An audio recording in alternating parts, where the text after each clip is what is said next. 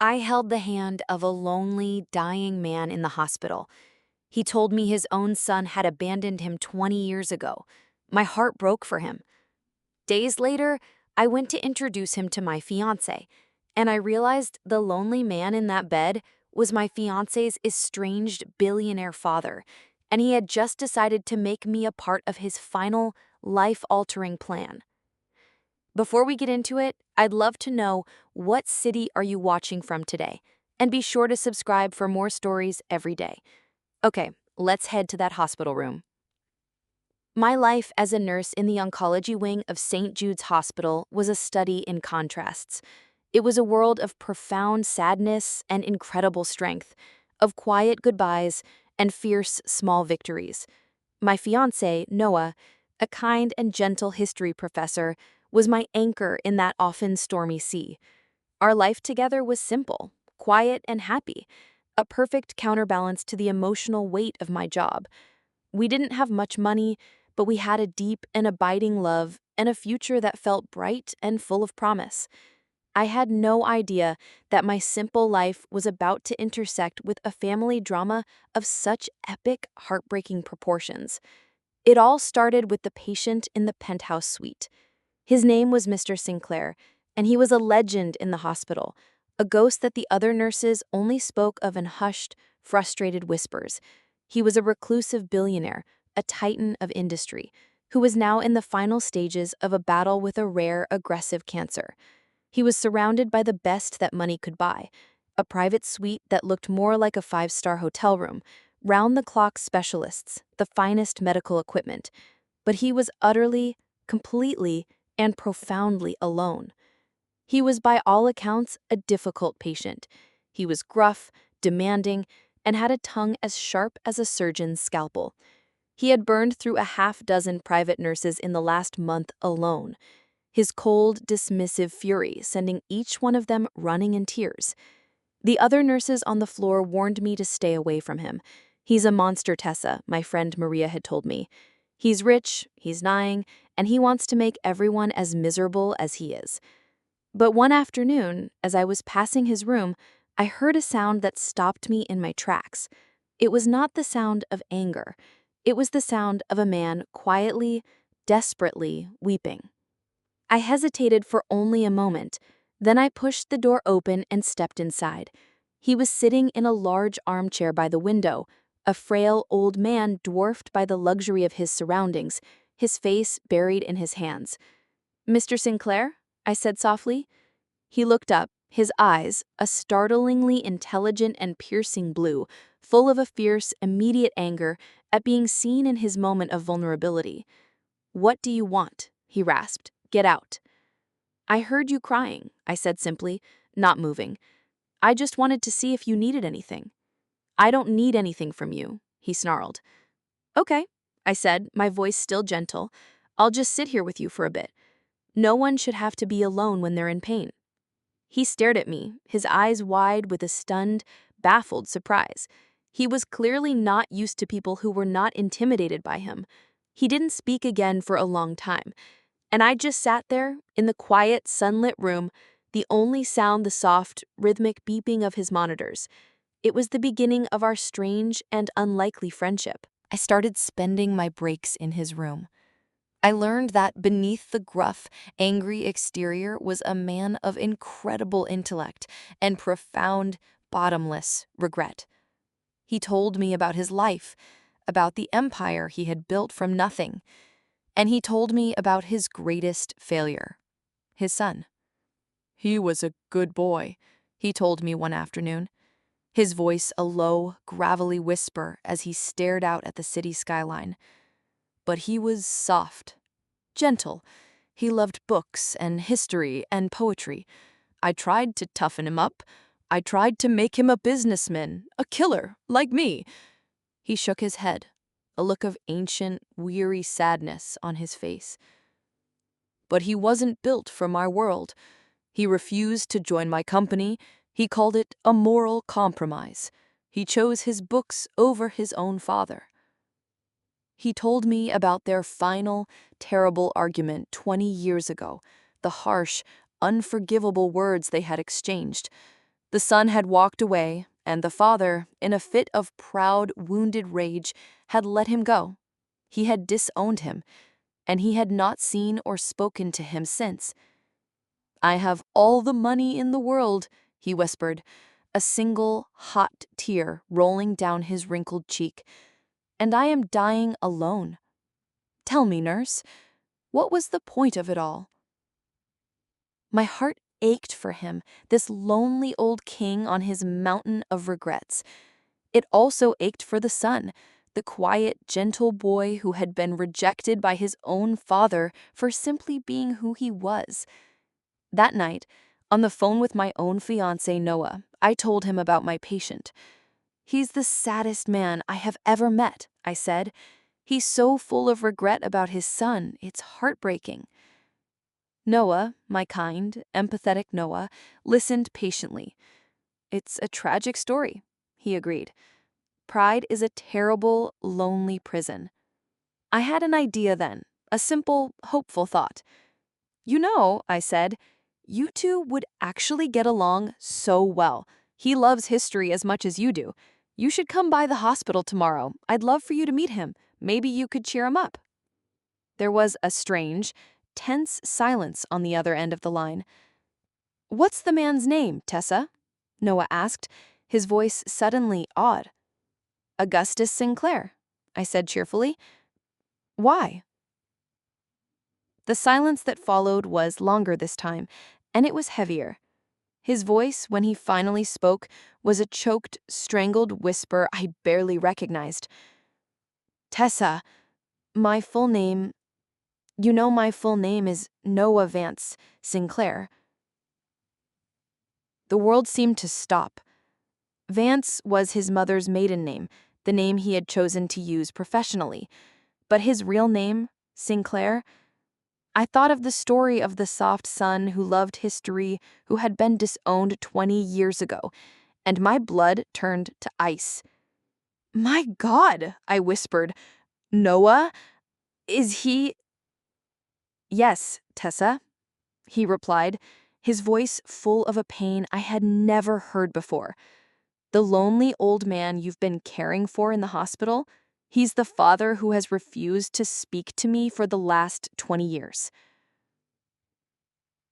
The silence on the other end of the phone was a living thing. It was a silence filled with 20 years of pain, of rejection, of a father-son relationship that had been amputated and left to fester. When my fiancé Noah finally spoke, his voice was a low, strangled whisper I barely recognized. "Where?" he asked. "Where is he?" "St. Jude's," I replied, softly. "He's my patient, Noah, in the oncology wing." "The universe," he said, with a short, bitter, and utterly heartbreaking laugh. He didn't ask if his father was okay. He didn't ask what was wrong with him. The wound was too old, too deep for that. "I don't want to see him," he said, his voice now a cold, hard stone. "He made his choice 20 years ago. He is nothing to me." And then before I could reply, he hung up. I stood in the quiet hallway of my own apartment, the dial tone buzzing in my ear, and I felt the full, crushing weight of the impossible situation I had just stumbled into. I was in love with a man who had been profoundly and deeply wounded by his father, and I had, through a bizarre twist of fate, formed a genuine, compassionate bond with the very man who had inflicted that wound. I was not just a nurse, not just a fiancé. I was now the sole, unwilling bridge between two strangers who happened to be father and son, a bridge that spanned a 20-year chasm of pain and pride. The next day at the hospital was the most difficult of my career. I walked into Mr. Sinclair's, into Augustus's room, and the dynamic between us was completely and irrevocably changed. He was no longer just my difficult, lonely patient. He was the father of the man I loved, the source of a pain that was now intimately a part of my own life. He knew, the moment I walked in, that I had spoken to Noah. His eyes, usually so guarded and cynical, were now wide with a desperate, fearful, and almost childlike hope. "You told him?" he whispered, his voice a dry rasp. I nodded, my heart aching for him, for both of them. "I did." "And?" he pressed, leaning forward in his bed. "Is he coming? Will he see me?" I had to tell him the truth. "He's angry, Augustus," I said gently. "The hurt it's still very raw. He said he doesn't want to see you." The flicker of hope in his eyes died, and it was one of the saddest things I have ever witnessed. He sank back against his pillows, a frail old man, defeated. "I see," he whispered. "I suppose I deserve that. I was a terrible father. I tried to mold him into a version of myself, a ruthless businessman. But he was a scholar, a poet. He was a good and gentle boy, and I saw his goodness as a weakness." He looked at me, his eyes swimming with a lifetime of regret. "I broke his heart because he was not like me, and now I am dying alone, and my only comfort is a kind-hearted nurse who is, in every way that matters, exactly like him. The irony is not lost on me, my dear." From that day on, our conversations changed. He would pepper me with questions about Noah. What was he like? Was he happy? What did he teach? Did he ever talk about his father? I answered his questions honestly. I painted a picture for him of the man his son had become, a brilliant, beloved professor, a man respected by his students and adored by his friends, a man who had built a good, honorable, and happy life for himself, not with money, but with his mind and his heart. I was, in a very strange way, reintroducing a father to the son he had never known. As the days turned into a week, I could see his health declining. The fight seemed to be leaving him, and with it, a new, desperate urgency was taking its place. He summoned his lawyer to the hospital. They spent an entire afternoon in his room with the door closed. When the lawyer left, Augustus called me back into his room. His face was pale and drawn, but his eyes were full of a new, final, and absolute purpose. "He won't see me," Augustus said, his voice no longer full of sadness, but of a grim resignation. "And he's right not to. I was a monster to him. A man who places the value of a stock portfolio over the value of his own son's soul does not deserve forgiveness." He looked at me, his gaze intense. "But you, Tessa, he loves you. He trusts you, and you were a good and kind woman." The kind of person I once told him was weak and unfit for the real world. I was a blind, arrogant fool. He then reached over to his bedside table and picked up a thick, heavy, and formally sealed envelope. He held it out to me. "I have made a new plan, Tessa," he said. "A final one. My lawyers have just drafted it. It is my last and only hope for redemption." He pressed the envelope into my hands. It was addressed, in his now shaky script, to Noah Sinclair. "Please," he begged, his voice a raw, broken whisper, his old, powerful hand clutching mine. "Take this. Give it to him. Do not let him just tear it up. Please, my dear, you must make him read it. You are my only hope. You are the only bridge between us now." I looked down at the heavy envelope in my hands. It felt like the weight of a life, of two lives. A dying man's last wish, a father's final, desperate attempt at redemption, a plan that would, I had no doubt, change my own future and Noah's forever.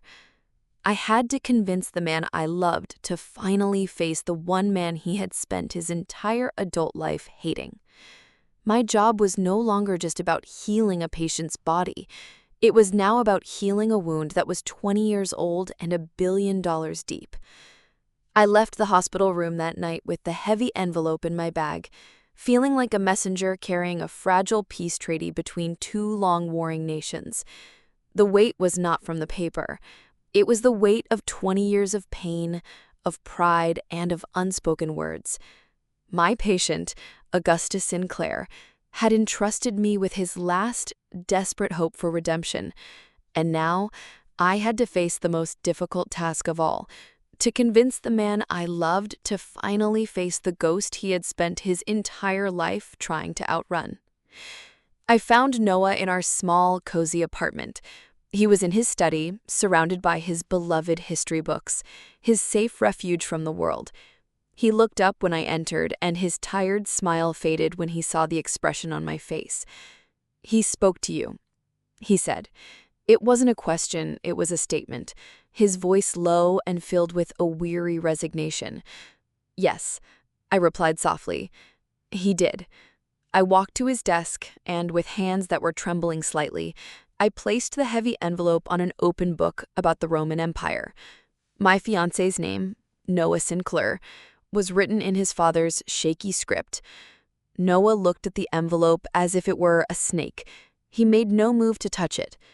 "I told you, Tessa," he said, his voice hardening. "I don't want anything from him. Not his apologies, not his money, nothing. It is too late." "It's not for him, Noah," I pleaded, my voice soft. "It's for you. 20 years of anger, of pain, that's a poison. You carry that weight with you every single day. I see it in your eyes. Maybe this," I gestured to the letter, "can finally set you free?" "Set me free." He laughed, a short, bitter, and joyless sound. "He is the cage, Tessa. He and his world of power, of money, of cruelty. I escaped that cage 20 years ago. To go back now isn't freedom, it's surrender." The conversation that followed was the most difficult of our relationship. I told him everything. I told him about his father's loneliness, about his profound and corrosive regret. I told him how he spoke of his son, the scholar and the poet, with a pained, admiring awe that he never had the courage to express. And I told him of his last words to me, about how I was exactly like the son he had cast away. "He didn't reject you for being weak, Noah. He rejected you because you were good, because you were everything he was not, and he was afraid of your goodness because it showed him his own lack of it." He was silent for a long time, his anger warring with the hurt he had kept buried for so long. Finally, with a sigh that seemed to come from his soul, he reached for the envelope. He stared at it for a long moment, his father's name a ghost on the page. With an agonizing slowness, he broke the seal. The contents were not what either of us expected. It wasn't just a letter. It was a dossier of documents. On top was a long, multi-page handwritten letter. Beneath it was a thick, formally bound legal document bearing the logo of one of the most powerful law firms in the city. Noah ignored the legal document. He began to read the letter. I watched his face as he read, a silent journey through 20 years of pain. I watched his expression shift from a cold, defensive anger to a shocked confusion, and finally to a deep, overwhelming sadness. I saw his hand, the one holding the letter, begin to tremble. I saw his own tears, the tears he had held captive for 2 decades, finally begin to fall, smudging his father's ink.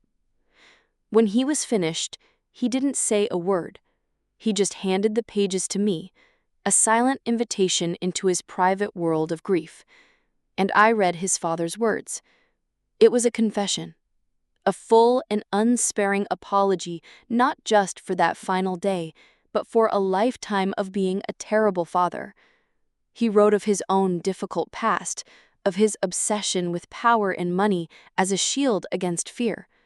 And he wrote of his profound and unending love for the son he had driven away. "I saw in you," Augustus had written, "not weakness, but a strength I never possessed. The strength of integrity, the strength of kindness, and it terrified me. I tried to destroy in you the one thing I should have nurtured. That is my greatest and most unforgivable sin." After I finished the letter, I picked up the legal document. It was not a will, it was the charter for a new entity, the Sinclair Foundation for the Arts and Humanities. The document was a masterpiece of legal redemption. In it, Augustus had outlined a plan to liquidate his entire business empire, his entire billion-dollar fortune, and he was placing that entire fortune into this new charitable foundation. The foundation's mission?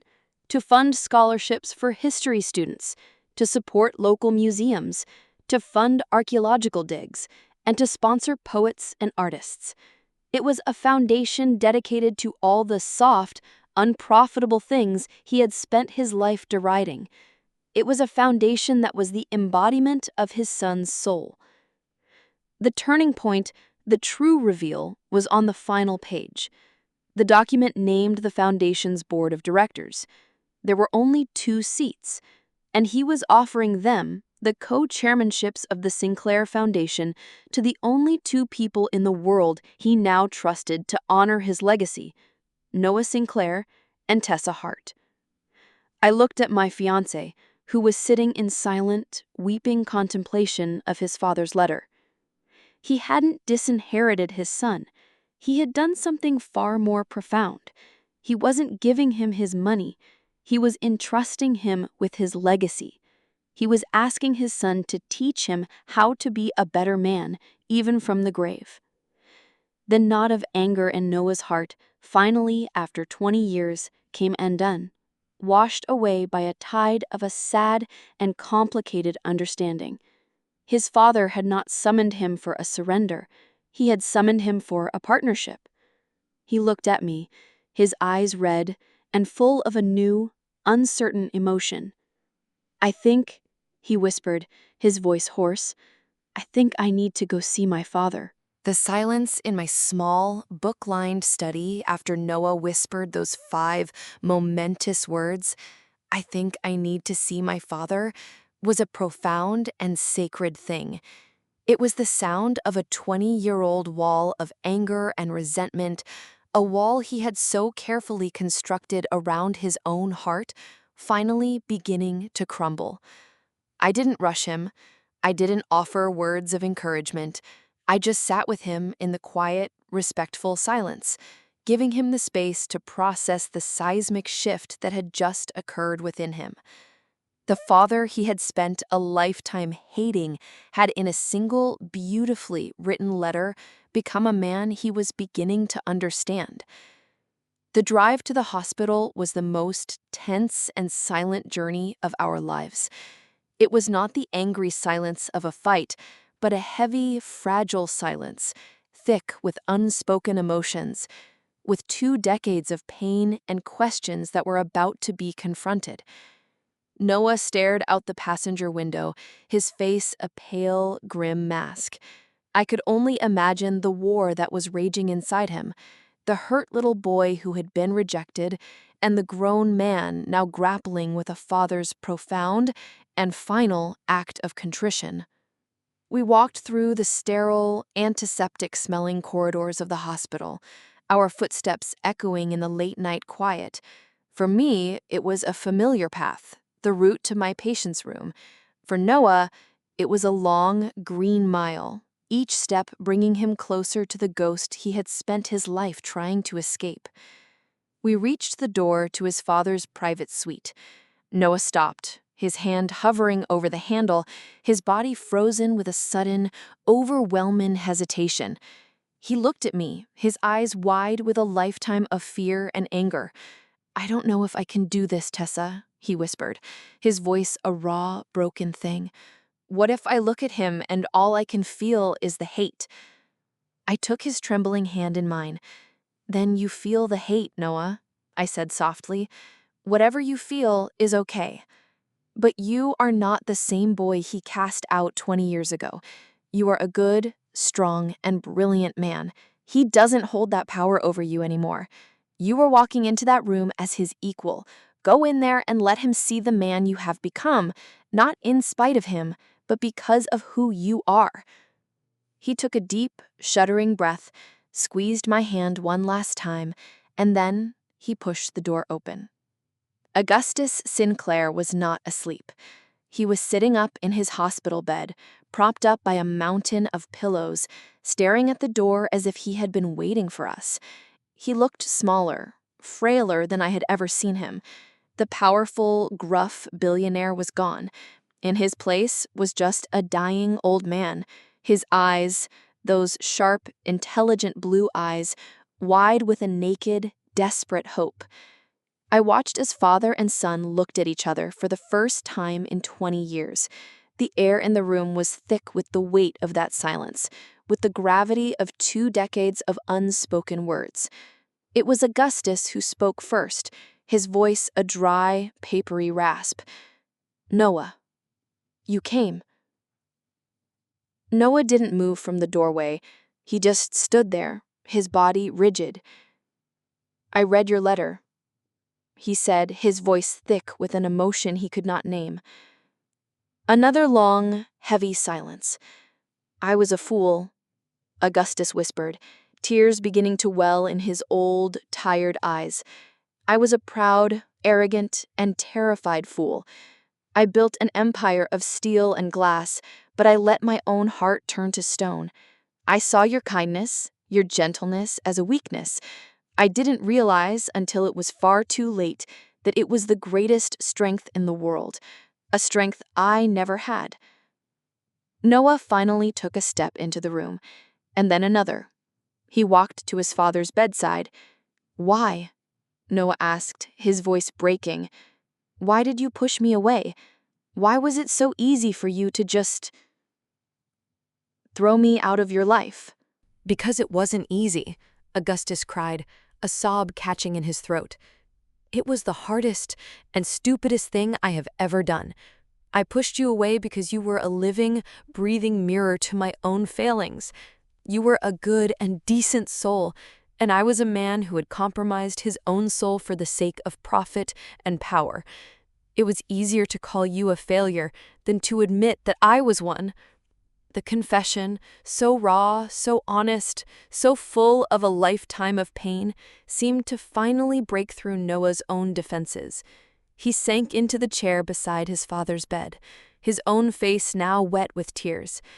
They were not the angry tears of a rejected son, but the sad, grieving tears of a man who was finally, after 20 years, beginning to mourn the father he had lost so long ago.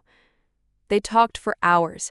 Noah spoke of his own pain, of the profound loneliness of his youth, of the constant, aching feeling of his father's rejection, and Augustus listened, not with excuses, but with a quiet, heartbreaking acceptance of his own crimes. They talked about the foundation. "I don't want your money, Dad," said Noah. "It's not my money anymore," Augustus replied, a faint, tired smile on his lips. "It is my legacy, and it is worthless without a soul to guide it. You are my soul, son. You and that remarkable woman you have brought into our lives. I am not asking you to take my money. I am begging you to take my legacy and to transform it, to turn it into something good, something you can be proud of." In the early hours of the morning, as the first pale light of dawn began to creep through the window, a sudden, jarring alarm began to beep from one of the monitors beside the bed.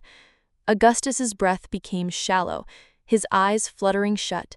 His heart, which had carried the heavy burden of his regret for so long, was finally and peacefully giving out. I rushed to his side, my nurse's training taking over. But he just shook his head, a final, weak gesture. He reached out a trembling hand, and Noah took it. He then reached out his other hand, and I took that one. He died in that quiet, sunlit room, not alone, but with his son holding one hand, and with me, the kind stranger who had become his daughter, holding the other. He had died at peace, his great, final, and most important deal finally closed. The long 20-year war between father and son was finally over. The great Augustus Sinclair was gone, but he had left behind a billion-dollar question, a vast and complicated legacy, and the most difficult and most beautiful job in the world for us, figuring out what to do next. I stood in the quiet, sterile hospital room, a silent witness to the end of a 20-year war. My fiancé, Noah, held his father's hand, his shoulders shaking with a grief that was as complex and as deep as the ocean. He was not just mourning the man who had died in that bed, he was mourning the man he had never known, the father he had lost 2 decades ago, and the fragile, beautiful connection they had managed to forge in the final, fleeting hours of a long and difficult life. The days that followed were a quiet, somber affair. The funeral was not the grand, ostentatious spectacle that would have marked the passing of the billionaire Augustus Sinclair. Instead, it was a small, private service, attended only by a handful of his oldest, truest friends. And by us, Noah gave the eulogy. He did not speak of his father's empire, or his wealth, or his power. He spoke of the man from the letters, the man that I had come to know, a man of profound regrets, of a brilliant mind, and of a deep, if tragically misguided love for his son. It was a eulogy of forgiveness, of understanding, and of a peace that had been hard won. The official reading of the will a few days later was a mere formality, a quiet meeting in Mr. Davis's office. The legal language simply confirmed what we already knew. The vast, ruthless, and sprawling empire of Sinclair Industries was to be dissolved, and its entire multi-billion-dollar net worth was to be funneled into a single new entity, the Sinclair Foundation for the Arts and Humanities. And its future, its mission, its very soul was now in our hands. The task before us was monumental, almost overwhelming. We were not just managing a charity, we were dismantling a legacy of corporate ruthlessness and rebuilding it, brick by painful brick, into a legacy of compassion. It was a full-time job, and we threw ourselves into it. Noah, with his deep scholarly knowledge of history and the arts, was the foundation's visionary. He knew which struggling museums to support, which historical preservation projects were most vital, which young artists and writers were most deserving of a grant. He was in his element, his passion for his subject now backed by the resources to make a real, tangible difference in the world. I, with my practical nurse's understanding of human needs and my quiet, organizational mind, became the foundation's heart. I managed the logistics, I vetted the grant applications, I built the relationships with the communities we were trying to serve. We were a perfect team. We were partners, in every sense of the word. Our first major project was a testament to our shared vision. We used the foundation's first significant disbursement to purchase and restore an old, beautiful, but neglected historical building in the heart of the city's most underserved neighborhood. And in it, we created something new. The bottom floor became the new state-of-the-art home for a free health clinic, a nod to my own life's work. And the top floor became a beautiful, sunlit museum and library dedicated to the city's local history, a tribute to Noah's passion. It was a place for healing bodies and nurturing minds, all under one roof. The Sinclair Foundation was no longer just an idea on a piece of paper. It was a living, breathing force for good. Our wedding, when it happened a year after his father's death, was a small, quiet, and deeply meaningful ceremony. We did not get married in a grand cathedral or a fancy country club. We were married on the steps of the new museum we had built together, surrounded by a small group of our closest friends and the community we were now a part of. During his vows, Noah looked at me, his eyes full of a love so profound it was a tangible thing. My father, at the very end of his life, he said, his voice thick with emotion, taught me about the power of redemption. He taught me that it is never too late to try and make things right. He then squeezed my hand. And you, Tessa, you taught me about the power of forgiveness. You taught me that a heart, no matter how broken, can always be healed. You are the kindest and the strongest person I have ever known. I looked at my husband, at this good and whole and wonderful man, and I thought about the strange, impossible journey that had brought us here. I had taken a job as a nurse, a simple act of showing up for work. I had shown a small, simple kindness to a lonely, dying old man. And that single, unremarkable act of compassion had set in motion a chain of events that had healed a 20-year-old family wound, redeemed a billion-dollar legacy, and led me to this, to a love that was deeper and more real than I had ever imagined. Augustus Sinclair's final gift was not his money. It was his trust. The trust he placed in his son and in the kind-hearted stranger who had shown him the way back home. And that was an inheritance, I knew, that would last forever.